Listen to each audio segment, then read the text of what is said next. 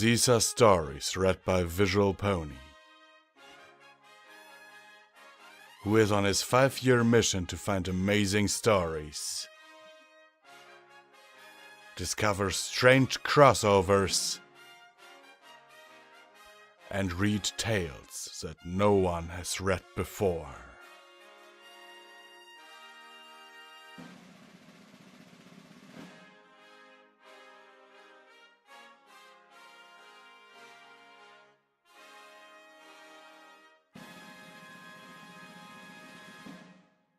The Twilight Enigma by iisaw. Chapter 18. Recovery. The difference between success and failure is often irrational perseverance. July 1012 to December 1012. Equestria. I did everything I could. I did everything that was reasonable, and quite a number of unreasonable things as well. It seemed like every pony else handled the situation much better than I did, and I think that made me feel even worse. I was the one who severed the chain between us. I was a broken link. I don't think I could remember every dip and curve of the emotional roller coaster I rode for the next several months if I tried. But there were moments I'll never forget. Moments that made a difference. Do you think I was wrong when I banished Luna? Celestia asked me about a week after my return. We sat on a cloud high above Pony&Wolf, where she had joined me after lowering the sun. I wasn't as impartial a judge as I had once been on that subject, but it was hard to find fault with her actions in the matter. I had seen for myself that she had only used the elements as a last resort. No, I admitted. I can't see what else you could have done. I could have surrendered to her, Twilight. I could have given her the kingdom. You've told me what Equestria under her rule would have been like, and it doesn't seem so very terrible. I knew she was following that line of reasoning just to make a point, so I went with it. It felt like I was back in school, practicing logic and debate, and that was actually comforting. No, even if she accepted your surrender instead of, well, maybe most ponies wouldn't have suffered much physical harm under her rule, but they would have been harder and colder, less trusting and open. There is value in quality of life as well as quantity. And anyway, back then you had no way of knowing Luna wouldn't cause great harm. What you did wasn't good for Luna, but it was good for most ponies. So, perhaps my failing was not realizing how neglected and lonely Luna had become? I considered it. Maybe, but the elements did not break their connection to you before it was too late. When Luna went wild, they were still bound to you. It was a banishment that severed the bond. So, the act that the elements considered my failing was using them? I frowned. That doesn't make sense. As far as I can tell, the elements do the best things they can do to restore harmony, or they don't act at all. How could they blame you for letting them make the judgment? Celestia nodded and smiled. Because, even though I blamed myself, that would be unfair, wouldn't it? It would be punishing an already remorseful and grieving pony. But they did! Celestia's horn glowed softly, and tiny wisps of cloud beneath us rolled up and transformed into a chessboard with fluffy little pieces. She'd often done this sort of thing when I'd been her protege, a continuation of our discussion, not an abandonment. She had placed the white pieces on my side, so I obliged by making the first move. We played in silence for a while, until I realized that she had made a blunder. Unless she could pull off something spectacular, I was going to easily win the game. Check, I announced, moving my dragon into a position that threatened her princess. She nodded and moved her remaining knight clear across the board, blocking my threat and establishing a fork on my rook and princess. "Check," she said calmly, as if she hadn't made a blatantly illegal move. "You can't do that," I protested. "I just did." "I mean, it's against the rules," I clarified, knowing she was leading up to something. "Oh, didn't I mention it?" She smiled slyly. "There are secret rules you don't know about." I tipped over my princess. "All right, I've lost the game. It's according to the rules, but it isn't fair." I looked up at her. "But what do I do now? I've lost, and starting a new game would be pointless until I know the secret rules." Celestia got to her hoofs and swept the board and pieces into mist with a flick of her wingtip. "Consider a different game." To any pony watching, the conversation would have been puzzling to say the least, but not to me. It was the closest Celestia would come to saying, "It was something that was bound to happen sooner or later. Get over it and move on. I did." If only it were that easy. Celestia, who seemed to be the pinnacle of perfection to most ponies, had failed many, many times in her long life. To her, winning in the long run, was all that mattered. Unfortunately for me, I didn't have a few millennia of experience as a buffer. 1. A little family argument with her sister took 1,000 years to resolve. No big deal. There were good days and bad days. My determination to move on made the bad ones fewer and easier to bear. It wasn't hard to keep busy. There was a political chess game against Chrysalis and her allies, the refit of Nebula, and the preparations for pirate hunting to keep me busy when nothing else was pressing. To add even more complications to the mix, my secretary, Periwinkle, came into my study one morning and announced that there was a strange zebra in the audience chamber that wished to speak with me. "Please rise," I said as I entered the chamber. "How may I help? Cat?" "Good morning, Your Highness," she said, rising from her bow. "It is good to see you again."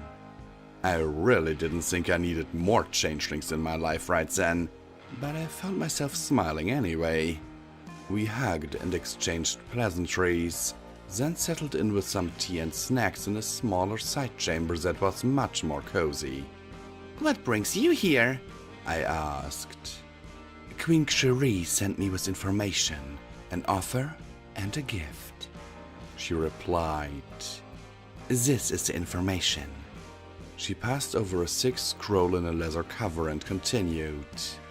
"It is a summary of all the intelligence we have on Chrysalis's operations, both within Equestria and abroad."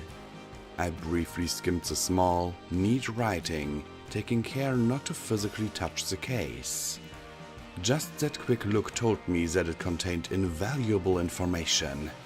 "This is extremely generous, Cat." "Not at all, Your Highness," she replied.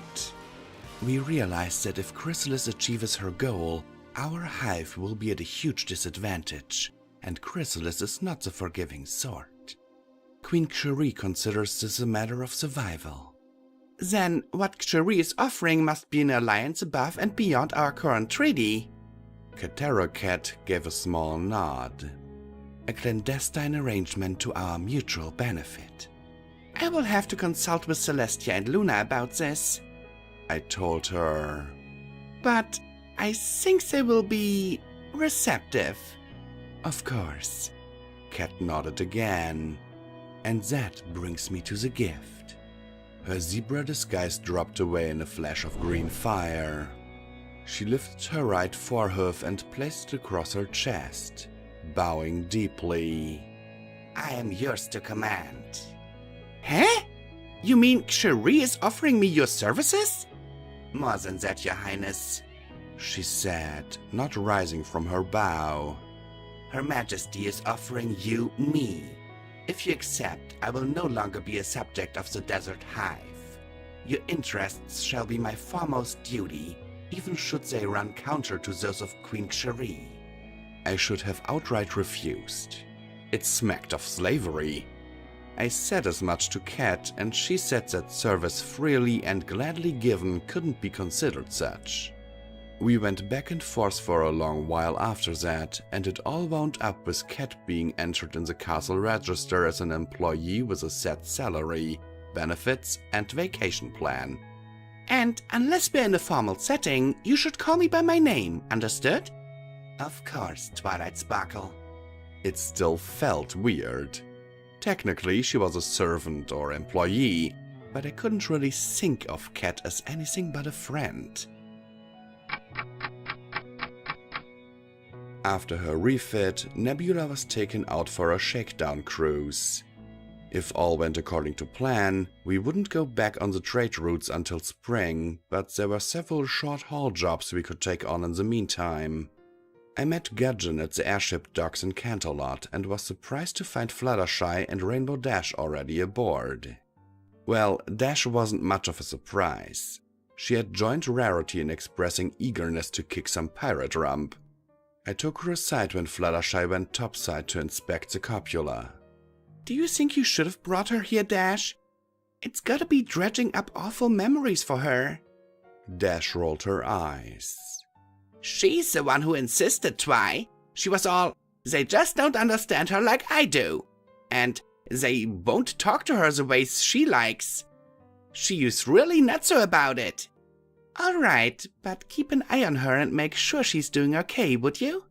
You mean Fluttershy or Nebula? I tried to smack her upside the head with my wing, but she ducked away and laughed. Cat came aboard also, and at my insistence, she did so undisguised. She followed Gudgeon around, absorbing as much about airship operations as she could. During a free moment, she commented to me, "That old pony certainly loves his job." I didn't ask if that sort of love was of particular interest to her. After the cruise out to Ponyville and back, I worked out a schedule to keep our hoofs in as part-time aeronauts without taking too much of our time away from our normal jobs. We decided that if the gang rotated as crew on a triangle route from Canterlot to Los Pegasus to Van Hoover and back, it wouldn't keep any of us from home for more than a few days, but it would still keep our skills sharp and turn a modest profit. Several of our crew from the first voyage had decided they'd rather work for a less interesting owner, but most of them were willing to sign on again, especially for an easy domestic route. Luna? Luna was wonderful. She seemed to know when I needed company and when I needed to be alone. She also knew exactly how to be alone together. She was such a huge help and comfort to me that I'm afraid I depended on her too much.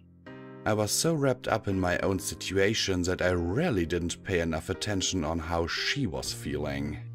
Late one night, when housewarming was fast approaching, I returned to the Tower of the Moon after an extended research session with Moondancer and Starlight Glimmer. I found Luna leaning on the rail of the topmost balcony, gazing at the waning crescent moon, softly humming a slow, sad tune under her breath. I was shocked by how sad she looked. She didn't answer me when I first spoke, so I called out to her again. Luna? She gave a little start and turned her head to look at me. Ah, Twilight. Forgive me. I was lost in thought and did not hear you come in. How went it with the books? She smiled, but it was unconvincing. Really well, I replied, levitating my saddlebags over to a side table. I think we may have come up with a way to help counter Chrysalis's influence. Luna nodded and turned back to the moon. That's well. I walked out onto the balcony and sat down beside her. What's wrong?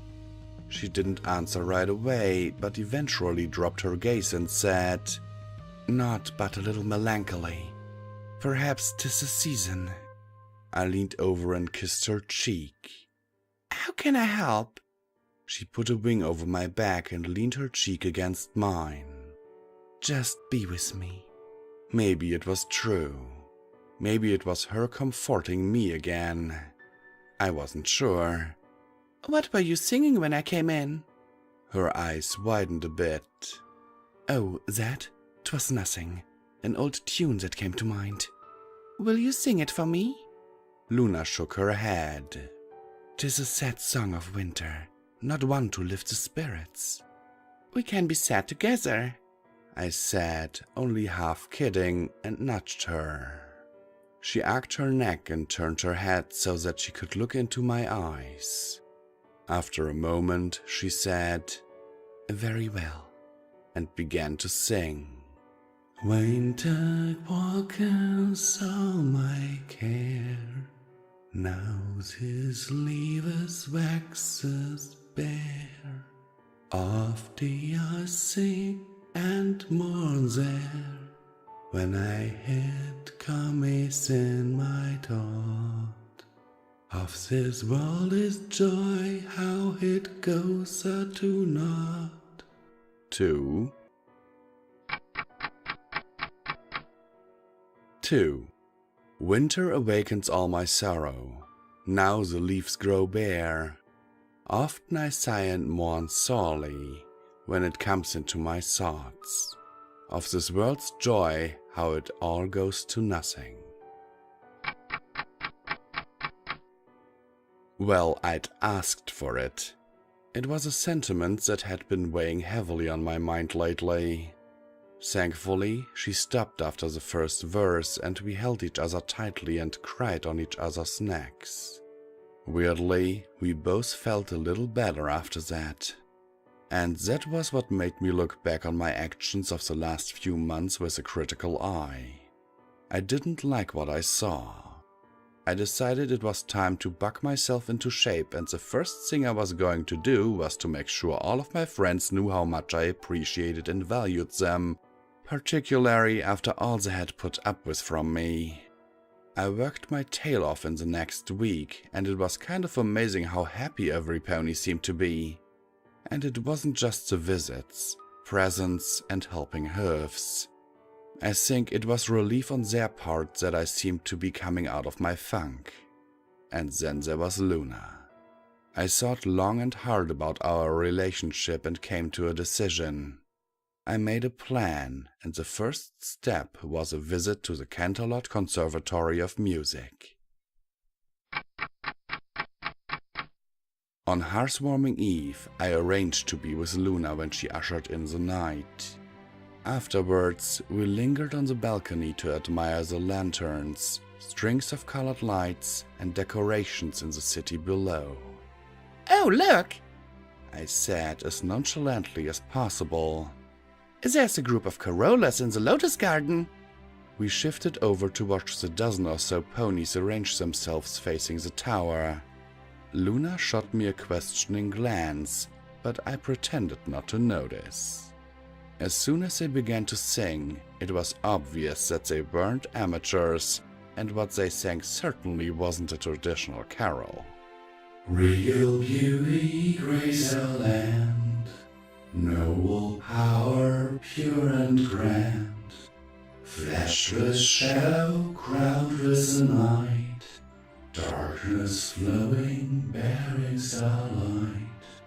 Hail, goddess of the night, true goddess of the night, pearlescent orb that rules the night, who keeps thee steady in thy flight, to light our way with softest glow, through silver fretted lands below. Hail, warden of the moon, pure warden of the moon, royal princess prowls the dreamlands, against terror's mighty sands. We slumber safe beneath her gaze, her courage now we rightly praise. Hail, defender of our dreams, fierce defender of our dreams. Regal beauty, grace our land, noble power, pure and grand, fleshless shadow, crowned with the night, darkness flowing, bearing starlight. Hail, goddess of the night, our goddess of the night. The singers all bowed deeply at the end of the piece. The look on Luna's face was worth every bit of the 10,000 I'd spent commissioning the composer and hiring the singers to perform it all over the city. It took her a moment to find her voice, and when she did, it was precise and formal. But for all that, it bore an unmistakable affection. Our gentle and gracious subjects, we thank you for your pleasing performance and give you a token of our regal regard for your masterful skill in song. Luna's horn lit and her magic sparkled on the foreheads of the ponies below. When they rose, they each wore a circlet of silver, studded with fire opals, and fashioned to look like a wreath of laurel leaves framing a central crescent moon. There were heartfelt cheers and a few shouts of, "Long live Princess Luna!" Then they trotted briskly out of the garden. It wasn't long before we heard the song again, echoing up from Parliament Square. Those ponies had amazing voices. "You do not fool me, Twilight Sparkle," Luna said after a long while. "I see your hoof in this." "Oh, I admit I got the ball rolling, but you know I'm hopeless with poetry and music. I left it all to grand crescendo." I stepped toward her and lifted a wingtip to caress her cheek. "It certainly was an inspired composition." I kissed her. "Inspired by you." She kissed me back, and her cool mane flowed over my neck and shoulders, tingling where the stars touched me. I lit my horn and stroked her. Well, let's just say that things went on that way until we found ourselves in the bedchamber. "What shall I be for thee tonight, my love?" Luna asked as we tumbled onto the bed. "How shall I please thee?" I could feel the shape-changing magic rising into her horn. "You," I said. "I want only thee as thou art. None can compare to the great and glorious princess of the night, and tonight all shall be thou desirest." She hesitated, her ears flickering back. "But surely thou dost not wish me to remain?" She glanced back over her shoulder to where her tail swished nervously. "Entirely as I am?" "I do. With all my heart I do." And I proceeded to prove it. We forgot to open our presents. It was a simple decision. There comes a time when the happiness of the pony you love becomes more important than your own. What surprised me was how quickly her happiness infected me, and how our shared happiness quickly became something greater than the sum of its parts. Perhaps I was fooling myself all along. Maybe when a lover can take any shape, shape becomes less important. Or can nurture overcome nature? And if that's so, can determination overcome destiny? At that point, I simply didn't care that I no longer had an arcane piece of furniture and a glowing flank to chart my course through life. I was determined to make my own way. It's really too bad that that way led straight to the end of the world. Hello and thanks for watching this video.